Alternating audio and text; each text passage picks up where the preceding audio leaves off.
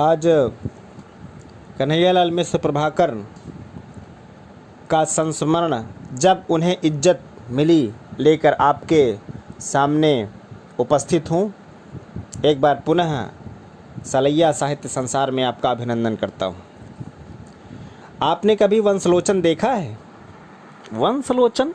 हाँ, वंशलोचन जो गोविंद अत्तार के यहाँ भी बिकता है और ज्योति अत्तार के यहाँ भी बिकता होगा। गोविंद अत्तार के यहाँ भी और ज्योति अत्तार के यहाँ भी। मैं भला उसे क्यों देखता फिरता? क्या आपने मुझे कोई अत्तारों का इंस्पेक्टर समझ लिया है?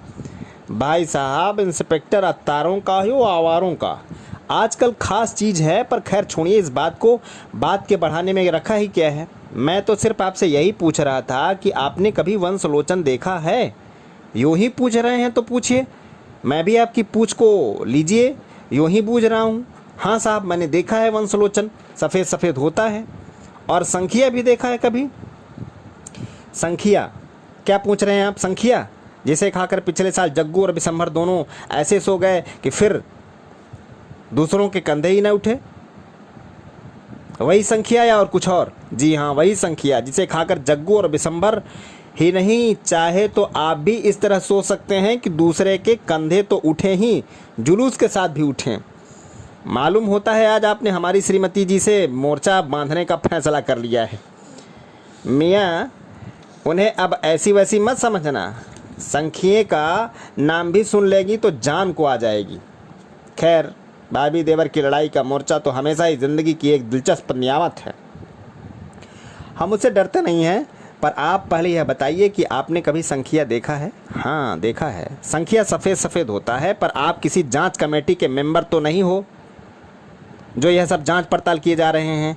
अरे भाई, हम किस कमेटी के मेंबर होते? बात यह हुई कि हम आज एक मजिस्ट्रेट के यहाँ बैठे थे। उनकी अदालत में एक मुकदमा चल रहा था कि एक साहब ने संखिया खा लिया पर मरे नहीं, बच गए। और अब पुलिस ने आत्महत्या का प्रयत्न करने के अपराध में उनका चालान कर दिया है। अब वे महाशय कहते हैं कि मैंने वंशलोचन के भुलाओं में संखिया खा लिया था। हाँ, वंशलोचन और संखिए का रूप बहुत कुछ मिलता जुलता है और यह भूल आदमी कर सकता है, इसमें संदेह नहीं। पर भाई साहब, यह भी तो अजीब है कि आत्महत्या का अपराध आदमी करे और सफल हो जाए तो न गिरफ्तारी होती है, न चालान, न मुकदमा। न आदमी चूक जाए तो जेल का दरवाज़ा उसके लिए इस तरह खुल जाता है जैसे नाकू का मुँह। तो यह एक और अजीब बात हुई कि आप इस वंशलोचन और संखिए की बात में से कानून शास्त्र की एक पहेली निकाल बैठे। आप भी खूब आदमी हैं भाई साहब। जी हाँ, मैं खूब आदमी हूँ। वंशलोचन और संखिए की बात में से कानून शास्त्र की एक पहेली निकाल बैठा। पर आप तो खूब आदमी नहीं हैं, तो आप फरमाइए कि आप इस वंशलोचन और संखिए की बात में से कौन सा बजर बट्टू निकाल रहे थे? माफ़ कीजिए, सवाल आपका बहुत मुनासिब है। मैं सचमुच वंशलोचन और संखिए की बात में से जीवन शास्त्र का एक प्रश्न सोच रहा था। वाह, क्या कहने, कहाँ वंशलोचन और संखिया और कहाँ जीवन शास्त्र। मान गए साहब, आज से हम आपको फिलासफर मानेंगे। सच्चाई यह है कि सुल्हड़ मिश्र आखिर आपके ही वंश में तो पैदा हुए थे, जो उपला लेकर के आग लेने चले और अपने विचारों में उलझे पहुंच गए 8 कोस दूर तक एक कस्बे में। अच्छा, तो अब यह बताइए कि जीवन शास्त्र की वह कौन सी बात है कि जिसे आप सोच रहे थे? ज़रा हम भी तो आपकी फिलासफी सुन लें। वंशलोचन और संखिए की बात सुनकर मैं यही विचार सोच रहा था कि संसार में वे अकेले ही महाशय नहीं हैं जो वंशलोचन को संखिया समझ करके खा गए, बल्कि हमसे ज़्यादा आदमी ऐसे हैं जो वंशलोचन को संखिया समझ करके रात दिन खाया करते हैं। ज़रा खोल कर समझाइए तो समझे हम आपकी बात। यूँ तो हमारे पल्ले कुछ पढ़ने से रहा, क्योंकि आखिर आप हैं फिलासफर और हम भाई जी एक मामूली आदमी। समझने को तो इसमें क्या बात है। लीजिए कुछ नमूने खुद जो देख लीजिए। हमारे पड़ोसी श्रीपाल सिंह को तो आप जानते ही हैं। जी हाँ, वे ही जो अभी सर्दियों में स्पेशल ऑनरेरी मजिस्ट्रेट बनाए गए थे। बेचारे वंशलोचन समझकर संखिया खा गए और वह संखिया अब उनकी आंतों का गोरख धंधा बना रहा है। क्या क्या कहा आपने कि बाबू श्रीपाल सिंह भी वंशलोचन की जगह संखिया खा गए और अब उनकी आंतों का गोरख धंधा बना रहा है? यह क्या कर रहे हैं आप? अभी कल तो हमें क्लब ही में ही मिले थे, वही हट्टे कट्टे हंसमुख और ताजे तर। अब आप कह रहे हैं कि संखिया खाने की बात कर रहे हैं। भाई साहब, आपके दिमाग में उठती है कानूनी पहेलियाँ और हमारे दिमाग में जीवन के प्रश्न। कानून है शब्दों की बहस और जीवन है भावनाओं का उपवन। इसलिए आप संखिया और वंशलोचन में देखते हैं संखिया और वंशलोचन में मैं देखता हूँ तत्वज्ञान। ओह मेरे शेर, यह तो बहुत दूर की उड़ान लिया आपने। अरे भाई, मुझे भला क्या मालूम कि आप वंशलोचन और संखिया का भी तत्वज्ञान बना बैठे हैं। यूँ समझिए कि अब तो आपकी खोपड़ी आचार्य जगदीश चंद्र की रसायनशाला हो गई है। अच्छा जी, तो अब हमें भी वंशलोचन का तत्वज्ञान दिखाइए ज़रा। तत्वज्ञान क्या है इसमें? वंशलोचन है एक उपयोगी और लाभदायक चीज़ और संखिया है एक मारक विष, पर दोनों का बाहरी रूप रंग एक है। इसलिए इसी तरह की दुनिया में और बहुत सी चीज़ें हैं जो गुणों में भिन्न होकर के भी बाहरी रूप में एक हैं। अब यदि कोई भोला या भोंदू मनुष्य किसी उपयोगी चीज़ की जगह कोई हानिकारक चीज़ खा ले या उपयोग कर ले तो उसे मुहावरे में कहा जाएगा कि भाई यह तो संखिया का वंशलोचन बना रहा है। हमारे पड़ोसी श्रीपाल सिंह ने भी यही संखिया का वंशलोचन बना दिया है, स्पेशल मजिस्ट्रेट बन करके। कानूनी कहिए या जीव शास्त्र की कहिए, आपकी यह बात एक पहेली की, इसलिए अच्छा हो कि आप इसे बूझे भी दें। पहली वहली कुछ नहीं भाई साहब, बात सीधी है कि दुनिया की हर चमकदार चीज़ हीरा नहीं है और जीवन में क्या साप है और क्या वरदान है यह जानना बड़े बड़े विद्वानों के लिए सुगम नहीं है। भाई श्रीपाल सिंह भी इसी चक्कर में पर चढ़ गए। रात दिन मारे मारे फिरे, जिनका मुंह नहीं देखना था उनके पाँव देखे, जिनकी नमस्ते नहीं ली जा सकती उनके सामने सिर झुकाया। पिछले 20 साल देश का काम करते करते जिनसे जान पहचान और दोस्ती हो गई थी उनकी चौखटें चाटी और तब कहीं स्पेशल मजिस्ट्रेट हुए। पर हुआ क्या? यही कि वंशलोचन और संखिया बन गया। वाह, वंशलोचन का संखिया कैसे बन गया? 4 आदमियों में सिर ऊंच हुआ, समाज में पोजीशन निखरी, बड़े आदमियों में गिनती होने लगी। इससे पहले बेचारे थे ही क्या? बाप दादों के छोड़े 4 मकानों का किराया आता था, सुबह चुपड़ी तो शाम को रूखी खा कर सो जाते थे। अब शहर में वे ही हैं। अभी 5-6 दिन हुए, राज्य के बड़े मिनिस्टर साहब की पार्टी थी उनके यहाँ। देखा नहीं मिनिस्टर साहब ने इस तरीके से बात करते थे जैसे कोई उनके निजी रिश्तेदार हों। कलेक्टर और कप्तान साहब भी पार्टी में आए थे, पर श्रीपाल सिंह इस तरह बात करते थे जैसे वे ही मिनिस्टर हों और आपको वंशलोचन का संखिया ही घुटता दिखाई दे रहा है। जी हाँ, यही तो कह रहा हूँ कि मैं आपको मिनिस्टर साहब की पार्टी का वंशलोचन ही दिख रहा हूँ, पर मुझे दिखता है उनकी पत्नी के आंसुओं का संखिया। उनकी पत्नी के आंसुओं का संखिया? कैसे आंसू उनकी पत्नी के? आखिर वह रोई क्यों? जी हाँ, उनकी पत्नी के आंसू। वह रात हमारे घर आई थी और कह रही थी कि इस मजिस्ट्रेट ने भैया हमारा तो नाश कर दिया। पहले सादगी से सब काम हो जाता था, अब हर एक बात में साहबी आ गई है। पहले 4 घड़ी बाजार में बैठते थे और फसल पर कभी शक्कर तो कभी तेल और कभी उड़द तो कभी खांड भर लेते थे और इस तरह 10 रुपये मिल जाते थे। पर अब वही किराए के रुपए, उन्हें ओढ़ लो या बिछा लो। अभी परसों मिनिस्टर साहब की पार्टी थी, मेरा जेवर गिरवी रखकर रुपए लाए तो काम चला। कल कह रहे थे 2 मकान बेचकर 1 मोटर लूँगा। सबके पास मोटरें हैं, तांगे में जाते शर्म लगती है।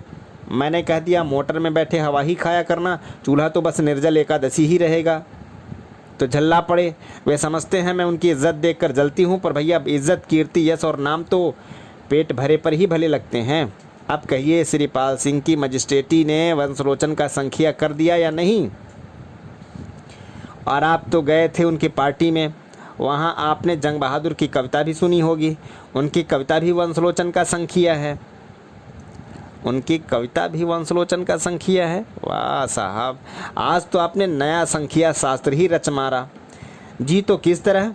नया संखिया शास्त्र इसमें कुछ नहीं है। बात यह हुई कि जंग बहादुर पहले बहुत सुंदर कविताएं लिखा करते थे और हिंदी के श्रेष्ठ पत्रों में उन्हें स्थान मिला करता था। पर एक कवि सम्मेलन में गए तो उन्होंने देखा कि वहाँ गीत से अधिक संगीत का जोर है। उन्होंने भी गाकर कुछ पढ़ा और वाहवाही मिली और चांदी के 51 सिक्के भी। अब कवि सम्मेलन ही उनकी दुनिया है। अपने पुराने गीत आलापा करते हैं और तालियां सुना करते हैं। एक दिन शान से कह रहे थे, कलकत्ता परिषद में गया था भाई साहब, प्रसिद्ध वक्ता देवेंद्र जी को 151 रुपये दिए गए और मुझे 200 रुपये। गया तो मैं थर्ड में ही था, पर सेकंड का किराया मिला और कुछ न पूछिए, वहाँ मैं कवि सिंधु जी भी से मिला, पर कॉलेज के लड़कों ने उन्हें हुट डाउन कर दिया और मेरे गीत बार बार सुने। कहिए कवि सम्मेलन की यह कीर्ति साफ हुई या वरदान? और फिर वही बात, वंशलोचन का संखिया बन गया कि नहीं? और भाई क्या श्रीपाल और क्या बेचारे जंग बहादुर, यह तो वह चौराहा है कि जिस पर अमेरिका के प्रेसिडेंट श्री विल्सन जी की चौकड़ी भूल गई। पहले महायुद्ध के अंत में विश्व शांति का मिशन लेकर निकले और अपनी शर्तों के साथ इंग्लैंड आए। यहाँ उनका स्वागत तो हुआ, वे धूमें मची कि बस बेचारों का मिशन एक गैस का गुब्बारा रह गया, जिससे निकला लीग ऑफ नेशंस, जिसने सच पूछो कि दूसरे महायुद्ध की नींव ही रखी। वहाँ के एक दैनिक ने विल्सन की बधाई पर जो अग्रलेख लिखा, उसका शीर्षक था ही केम, ही सा एंड ही वाज कॉन्कर्ड। भाई वाह भाई पत्रकार, वह आया, उसने देखा और बस हमने उसे जीत लिया। तो यह स्वागत सम्मान साफ हुआ या वरदान? अरे भाई कह तो दिया कि यह सब वंशलोचन का संखिया बनाना है। संख्या संख्या संख्या, बार बार वही संख्या। जानता हूँ शब्द कड़वा है और हर बार अपने साथ मौत का संदेश लाता है, इसलिए कानों को कुछ अच्छा नहीं लगता, क्योंकि रंग रूप की एकता में उलझकर सांप को हार मानने वालों की गत जो बनती है, वही शब्द को बार बार दोहरा कर भी पूरी तरह से कह नहीं सकता। संख्या हो या सांप, वे आदमियों को एक बारी में ही मार डालते हैं, पर कीर्त के कोल्हू में आदमी इस तरह पिसता है कि न जिए जीता है, न मरे मरता है। अरे भाई कीर्ति के लिए दुनिया के लोग जान दे रहे हैं और तुम उससे ऐसे भर्राए जा रहे हो जैसे कि वह कोई भूत हो। क्या बात है? आखिर कुछ हमें भी तो पता लगे। पता इसमें क्या लगेगा, तुम्हें या मुझे? कीर्ति का मतलब है दूसरों की राय, और जिसकी चाल दूसरों की राय पर निर्भर, जिसकी पसंदगी और नापसंदगी दूसरे की कोख आँख के सहारे, भला वह भी आदमी है? सच यह है कि आदमी कीर्ति के शिखर पर चढ़ा कि फिर उसकी ज़िंदगी अपनी ज़िंदगी नहीं रहती है।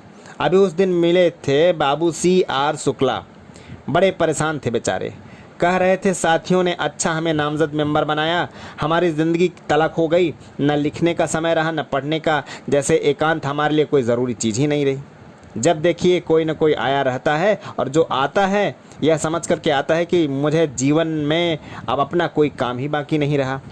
एक मित्र की सलाह से हमने बैठक के बाहर बोर्ड लगा दिया कि मिलने का समय 3 बजे से 5 बजे तक है। बस फिर क्या था, सब जगह चर्चा हुई कि हमारा दिमाग बहुत भारी हो गया। उस दिन रास्ते में राय बहादुर साहब मिल गए, बुजुर्ग आदमी हैं। मैंने नमस्कार किया तो बोले, भाई अब तो हम ही तुम्हारे आगे हाथ जोड़ेंगे, आखिर बड़े आदमी हो गए हो भैया, टाइम पर मिलते हो, टाइम पर खाते पीते हो, और क्यों ना, आखिर अंग्रेज अपना राज तुम्हें ही सौंप गए हैं। बताइए मैं क्या करता? साइन बोर्ड उतार कर भीतर कर दिया और मान लिया कि मेरा घर अब यहाँ नहीं चौपाल है, जिस पर मेरा ही नहीं दूसरों का भी उतना अधिकार है। हमने उनसे कहा, भाई साहब अभी तो साइन बोर्ड ही उतरा है, अभी क्या, अभी तो घर में आग देने के लिए भी तैयार रहिए। बोले यह क्या कर रहे हो? मैंने उन्हें शेरो शायरी से उस्ताद नासिक का किस्सा सुनाया। उर्दू के प्रसिद्ध कवि नासिक एक दिन बाग में एकांत बंगले में बैठे थे, एक कविता की तैयारी में थे। एक सज्जन वहीं आ पहुँचे। कवि को परेशानी हुई, मूड बिगड़ने का खतरा हुआ, तो उठकर टहलने लगे कि अब भला मानुष समझ जाए, और उठे। पर यह जमे तो बस जमे। वे फिर किसी बहाने से उठकर गए, पर ये थे तो जमकर ही बैठे रहे। उस्ताद नासिक ने चुपके से चिलम की आग बंगले की टट्टी में रख दी और आप लिखने लगे। आग भड़की तो वह साहब घबरा कर उठे, पर कवि जी ने उनका हाथ पकड़ लिया और बोले, कविता खाक में मिल गई, दिल जलकर राख हो गया, अब तो तुम्हारे और मेरे ही जलने का नंबर है, अब क्या मैं तुम्हें जाने दूंगा। संस्मरण सुनकर शुक्ल जी हंस पड़े, तो हमने उन्हें उस्ताद नासिक का दूसरा संस्मरण सुनाया। फिर किसी दिन वे लिखने के मूड में थे कि कोई आ जमे। जब शराफत के इशारे बेकार हो गए तो उस्ताद ने नौकर से अपना संदूकचा मंगाया, उसमें से अपने मकान की मिल्कियत का कागज़ निकाला और उनके सामने रखकर नौकर से बोले, भाई मज़दूरों को बुलाओ और घर का असबाब उठा कर ले चलो।